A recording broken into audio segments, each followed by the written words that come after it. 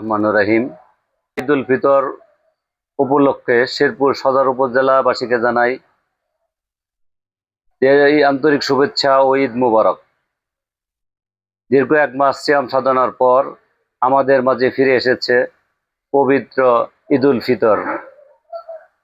আনন্দ, ত্যাগ এবং সিয়াম সাধনার এই মাসে আমরা যত ইবাদত করেছি, মহান রাব্বুল আলামিন আমাদের ইবাদতগুলোকে কবুল করে আমাদের এই শেরপুর শহর সারা দেশের মানুষকে শান্তিতে এবং চোখের বার্তা বয়ে আনুক, এই প্রত্যাশা।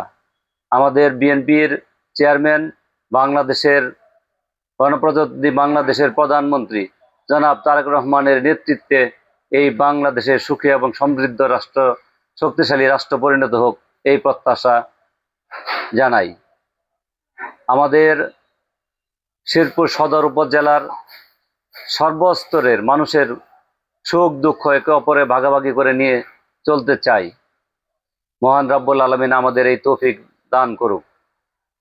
পরিশেষে আমি মোহাম্মদ সাইফুল ইসলাম, সদস্য সচিব, শেরপুর সদর উপজেলা বিএনপি, আগামী উপজেলা পরিষদ নির্বাচনে শেরপুর সদর উপজেলা থেকে আমি প্রার্থী হতে চাই। দল যদি আমাকে যোগ্য মনে করে তাহলে আমি সদর উপজেলার দল মত শ্রেণী পেশার সকল কিছুর ঊর্ধ্বে উঠে আমি শেরপুর সদরকে একটি সুন্দর শান্তিপূর্ণ একটি উপজেলা হিসেবে গড়ে তুলতে চাই। সবাইকে ধন্যবাদ। আসসালামু আলাইকুম। শেরপুর সদর উপজেলা বিশেষ করে চর অঞ্চল দীর্ঘদিন উন্নয়ন থেকে বঞ্চিত। এই অঞ্চলের মানুষ সঠিক নেতৃত্ব থেকে বঞ্চিত। এই অঞ্চলের মানুষকে সঠিকভাবে অবহেলিত, অসহায় দরিদ্র মানুষগুলোকে সুবিধা থেকে বঞ্চিত করা হয় বারবার। এই সুবিধা বঞ্চিত কৃষক, শ্রমিক, মেহনতি মানুষের যেন নেতাদের ন্যায্য অধিকারটুকু বাস্তবায়ন করতে পারি সেই প্রত্যাশা রাখি।